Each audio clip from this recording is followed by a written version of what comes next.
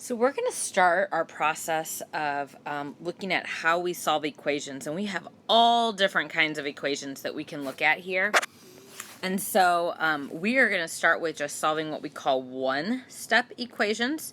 So let's go ahead and get our essential question down. Can I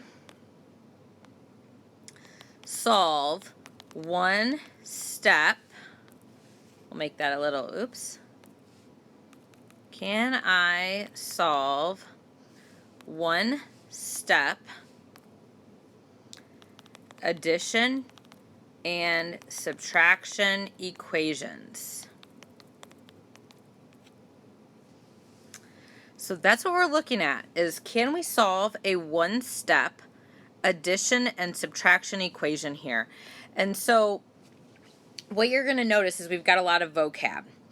What does it mean to solve? Well, we're going to find the value for that unknown letter or variable. So what is a variable? It's a letter that represents that unknown value. We're going to go through the steps on how to solve.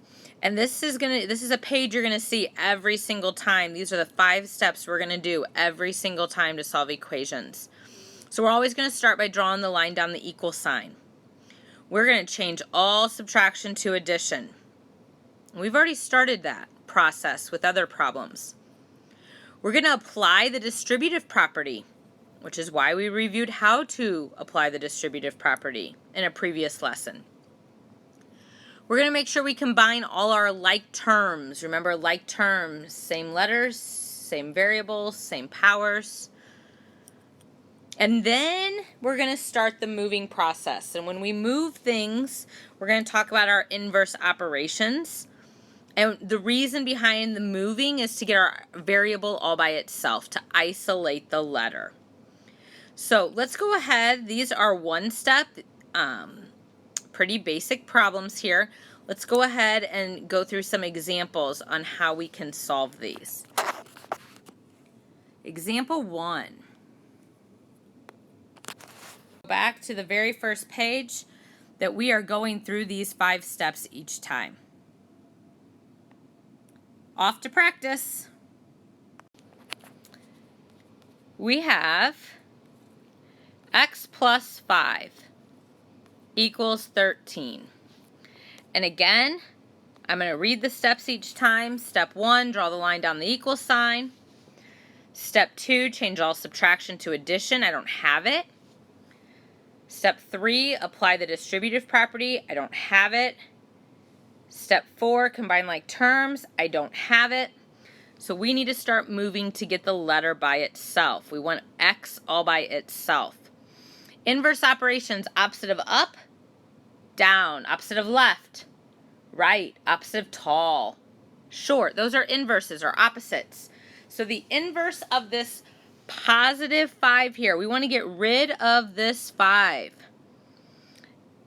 And to get rid of that 5, it's a positive. So we want to take away 5. Whatever we do to one side, we have to do to the other.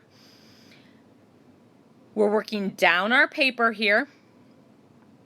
And so a positive 5 and a negative 5, that cancels. That gets the x all by itself. And 13 take away 5 is 8. So our unknown value here, our unknown value is the x, and we just found what x is to make this equation true. X is 8. X is nothing else for this equation except 8. Because if we were to take this 8 and put it back into the original problem, we know 8 plus 5 does equal 13. And it is a true statement. Let's look at a second example. I have n plus 38 equals 84. Again, draw the line down the equal sign. Change subtraction to addition. I don't have any subtraction, so I'm good. Apply the distributive property. I don't have the distributive property, so let's go to the next step. Combine like terms. I don't have any like terms, so let's go to the next step. Let's get the letter by itself. Let's start to move. And we want the n all by itself, so I want to get rid of what is by the n, which is this positive 38. The opposite of a plus 38 is a take away 38. Whatever we do to one side of our equation, we need to do to the other. And we work straight down. Positive 38, take away 38, that cancels. All you are left with on the left-hand side of the equation is the letter n. And 84 take away 38 is 46. You isolated the letter and got it by itself. Let's look at another example. Make sure. Example 3. I have 80 equals n take away 16. Let's go through our steps. Draw the line down the equal sign. This one, we need to change all our subtract. It says subtract 16. So the opposite would be add a negative 16. That's step 2. Change all subtraction to addition.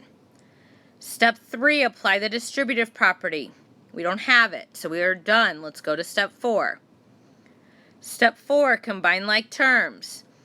We don't have any on each side of the equal sign, so we're done. With step 4, we can't do anything. Let's start to move step 5 and get the letter by itself. What kind of 16 do we have here? We have a negative 16. So the opposite of that is to add 16. Whatever we do to one side, we do to the other. Remember our opposites. If it's a positive 5, the opposite's a negative 5. If it's a negative 200, the opposite's a positive 200. We got to do our opposites. Why do we do our opposites? Because the negative 16 and the positive 16 equals 0. We are left with n equals, and 80 plus 16 would be 96. You got your letter all by itself. This one was a little different because it kind of probably looked backwards to some of you. But we can do the problems the exact same way. Go through your 5 steps each time. Step 1, step 2, straight down. Let's look at a 4th example.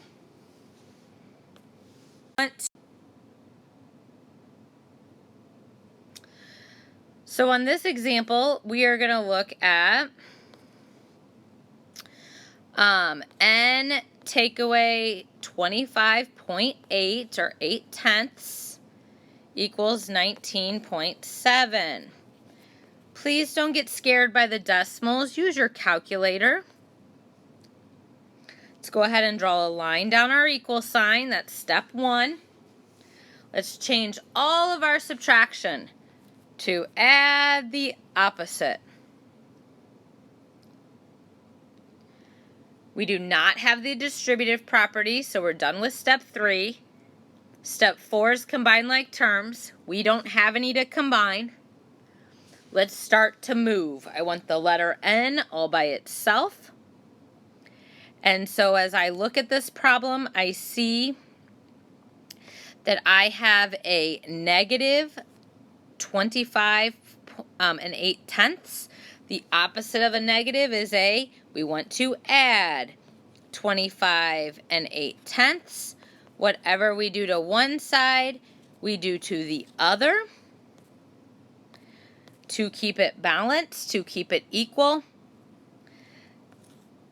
These cancel. Bring down my n equals and 45 and a half. 45 and 5/10. One last example.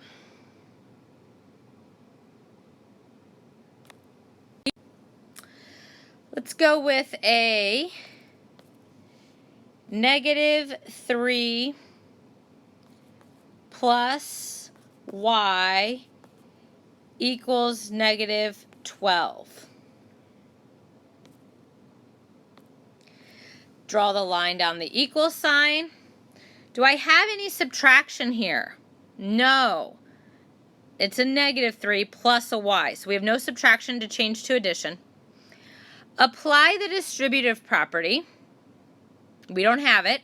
Done. Check. Combine like terms. Don't have it. Done. Let's get the y by itself. Let's start to move.